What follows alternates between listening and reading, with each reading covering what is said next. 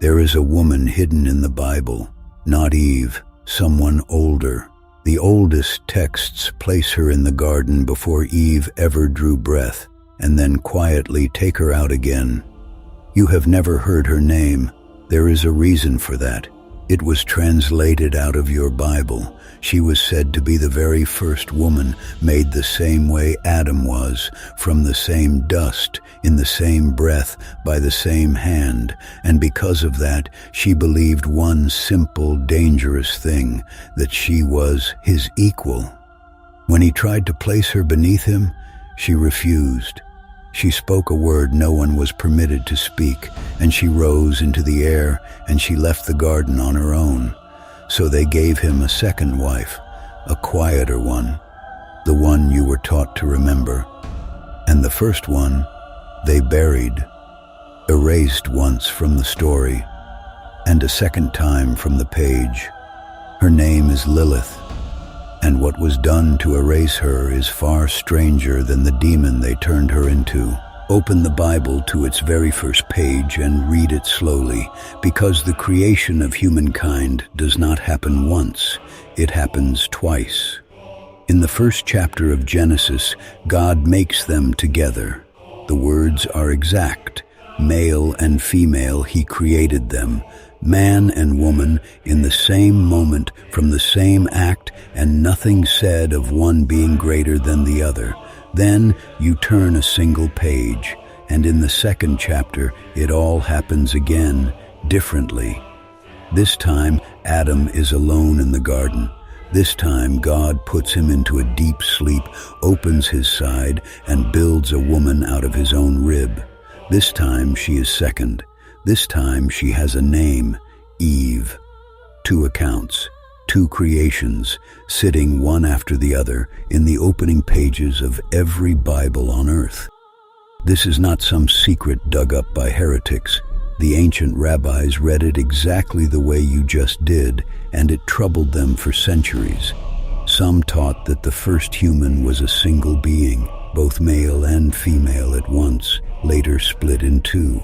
Others read it more plainly and arrived at a stranger answer, that the woman in chapter 1 and the woman in chapter 2 were not the same woman at all, because the first one was made equal, and the first one was not Eve.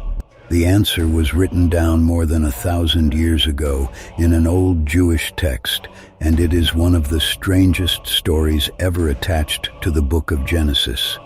It tells of a first woman, made not from Adam's rib, but from the earth, exactly as he was. And because she was formed the same way, from the same ground, she drew the only conclusion that made sense. She was his equal. The story is short, and it is devastating. When Adam tried to command her to make her lie beneath him, she said no. "We are the same," she told him. "We were both formed from the dust. Why should I be beneath you?" He would not hear it, and she would not bend. So she did the one thing that was forbidden to every living soul. She spoke aloud the hidden name of God, the name too holy to be said, and the sound of it lifted her clean off the ground. She rose into the air, and she flew out of Eden, alone, by her own will. The story says God sent 3 angels after her to bring her home. They caught up with her far out over the sea. They carried God's warning, "Come back, or a price will be paid." She refused them, and so she was cursed, condemned to wander the night, no longer a wife, but something else. Only then, with the first woman gone and unbroken and beyond reach, does the Bible you know give Adam his second wife, built from his body, made to stay. The first woman was written out of the garden, but she did not disappear.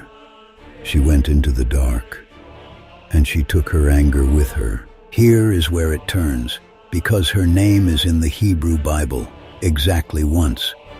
Deep in the book of Isaiah, in a vision of a land burned and abandoned, there is a list of the wild and haunted things that gather where no human dares to live.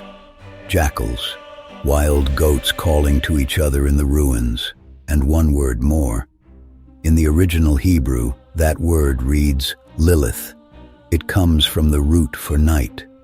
But open almost any English Bible, find that exact verse, and she is gone.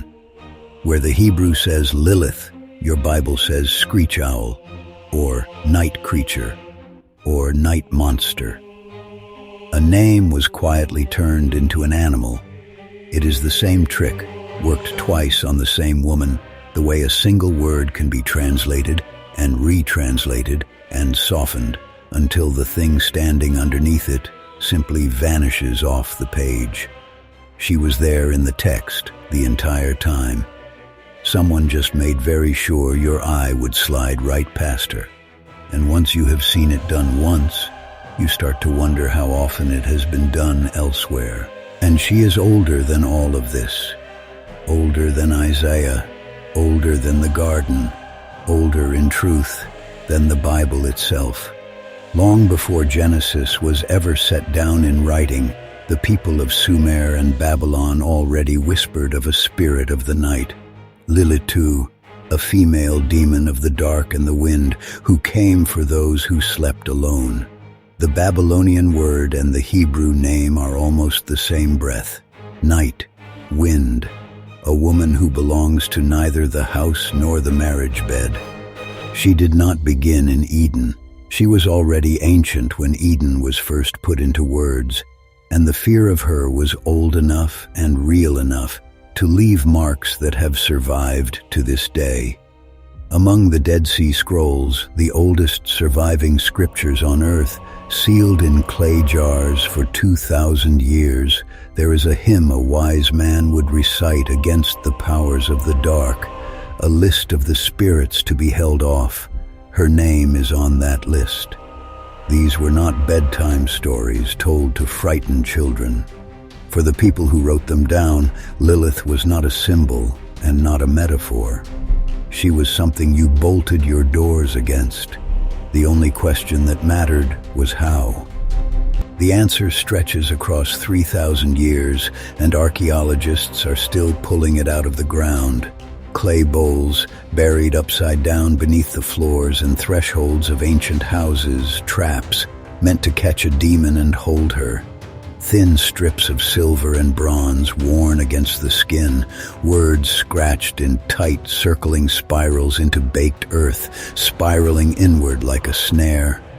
All of them name her, all of them command her to keep out, because the demon Lilith was said to come in the dark for the most defenseless of all, for women in the danger of childbirth, and for newborn children in their first fragile days of life. So a mother, sick with fear for her baby, would hang a charm above the cradle, and on it she would write 3 names, the names of the 3 angels who had chased Lilith across the sea, Senoy, Sansenoy, and Semangelof. It was a fence made of names, a line drawn around a sleeping child that the first woman was forbidden to cross. Now hold both of these things in your mind at the same time. On one side, a single word, in one obscure verse, gently rewritten into a bird. On the other, 3,000 years of terrified parents carving that same word onto bowls and doorways and amulets from Babylon to the far edge of the Roman world, all to keep her out. You do not do that for a screech owl, so strip it all back and look at the shape of what was done to her. A first woman made equal, from the same earth as the man, written out of the story almost before the story begins. Her name, surviving in a single line of scripture, translated into an animal so that you would never once notice it was there. An ancient and powerful figure flattened over the centuries into a monster that steals children out of their cradles. Whatever Lilith truly was, she was covered over, not once but again and again, in the story, in the translation, in every retelling that followed. And the thing about a name that is buried this carefully is that it forces one question to the surface. Why go to such lengths to erase a woman whose only crime, in the oldest version of the tale, was that she asked to be equal? Why turn her into a demon of the night, unless there was something about the first woman that the story simply could not afford to hold? So here is where it leaves us. Was Lilith a demon of the night, exactly as they feared, an old Babylonian spirit who slipped into Hebrew scripture and had to be explained away? Was she a warning, dressed as a woman?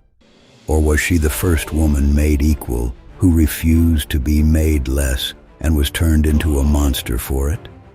The oldest texts leave her exactly where they wanted her, in the dark, half erased, one name flying just out of reach over the water, refusing to come back. They give us the pieces. They do not give us the answer. Make of that what you will.